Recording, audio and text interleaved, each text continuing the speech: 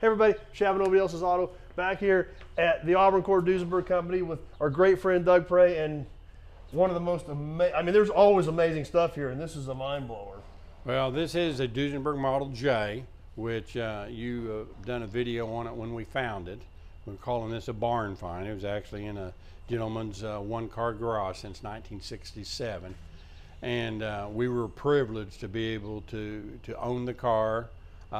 It was in North Chicago, and was able to bring it back here, and have since sold the car to a good customer of ours who wants us to do a full restoration on it over the next 2 to 3 years.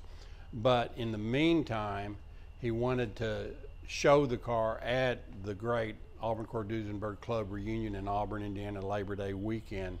He wanted to show the car as found, and the car as found was not running or driving, and like I say, it had been packed away. So we're having to do a lot of work on the engine to get the engine running, and hopefully we can have all that done. Just Duesenberg parts and the complexity of a Duesenberg is not just anybody can work on a Duesenberg engine or a Duesenberg and keep it original. So this Duesenberg came in with a few modifications on it. And this car was a 1931 Model J, and it had what we call fender skirts, front and rear, which they started doing that on Model J Duesenbergs in about 1935. And supposedly this went back to the factory to upgrade it back then from a 31 to a 35. We are now going back to its original 31 look. We think it was painted this color in 1951. This is not its original color, and that interior was put in it then. There's going to be a really detailed article on all the details on finding this car and what this car is. We know the history all the way back to the original owner that bought it off the showroom to the last owner. So there's going to be the AACA magazine is going to have this fabulous article telling all its history in detail. But this is pretty much as the car was found. And if you see the original pictures online of when we pulled it out of the garage, you'll see that the fender skirts are now missing. We cut them off. We still have to do significant body work on the fenders to put the lip and the beading back in it. But it looks the part, but during the restoration, we will go to the nth detail. Every part on this car will look like a piece of jewelry when it's finished, and it will take probably 3 years to do it. We think the car was born an original real deep dark blue, and we've seen 3 different colors of paint, I think, on this car, but the silver that's on there now, and there was a yellow underneath there, and even maybe a green. But, and I think there's a restored Duesenberg J that is discolored with green interior and silver body right now. But this is, as you know, a Murphy body Duesenberg. If anybody knows anything about Duesenbergs, Duesenberg never built bodies. They built the Duesenberg chassis. You get a short wheelbase, long wheelbase. Later on, you actually get a supercharged version, which only about 5% of them, I think, are supercharged. But the customer would order the car, and then it would go to a custom bodybuilder somewhere in the world.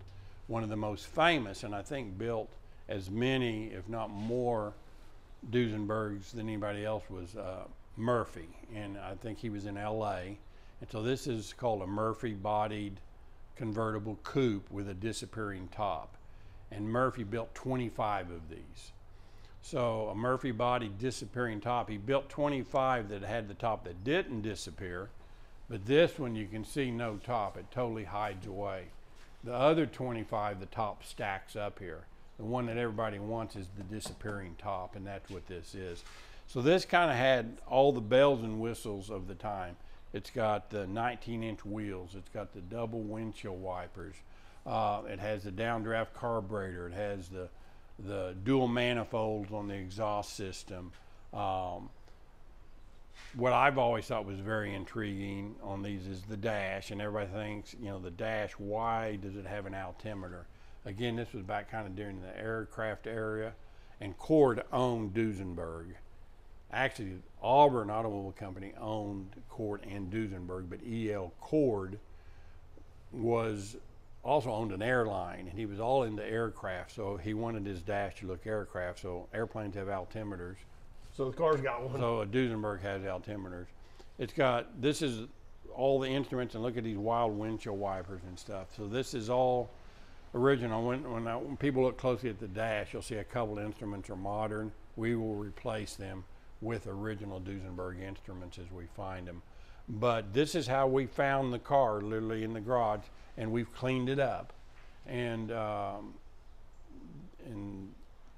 getting it ready to take to Auburn, and hopefully it will be driving, and I'm going to drive this in the parade in Auburn this year as basically an unrestored Duesenberg. It's never been fully restored. It was repainted, and it had this kind of the interior is actually fairly correct, but it's done in vinyl and not in leather, and we'll go back to its original pizzazz. This also is it's probably one of the most desirable Duesenberg Model J's in the world. They didn't build very many of them, and only 25 of this particular one. And we've got people standing in line wanting to make an offer and buy this car, but it's not for sale. And it's going to be here in the shop for the next few years. But right now we're going to enjoy it as a survivor, unrestored car, and then we'll start the full-blown frame off, body off restoration, and she'll become probably one of the finest Duesenbergs in the world by the time we finish. We're excited to see it, and hopefully everything goes smooth with the engine work to get this thing running and driving again before Auburn, and can't wait to see this thing rolling through the parade in Auburn. Yeah, I'm gonna be driving it if fall goes well. The problem is sourcing, of course, parts for Duesenbergs, because You mean you don't run down to the parts store and say you got a 31 Duesenberg and they hand it to you? yeah, I mean everything on this is extremely special. Like the water jacket covers off the side of the engine. There's 88 screws hold them on. Well, half of them are broken off, and then, well, it's no big deal to replace a screw. So it's not a fine thread, it's not a coarse thread, it's a special thread, but it's done by Duesenberg. So you have to make every screw from scratch. There's only 88 of those to make. So we document everything. If we take a bolt out or a screw out, we have a video of it, and we measure it and we look at it, and if it's good enough, it goes back into the car. So virtually no reproduction parts will go back on this car. Everything will go back as original. Now, internal parts, I mean, it'll have new pistons and new rods, and internally the engine will be stronger than it ever was. But we go back virtually with at least 99% original parts. But as far as originality, it will be 100%. This is what we call a pure Duesenberg. A lot of Duesenbergs had different bodies, say a sedan body that people didn't think was very attractive.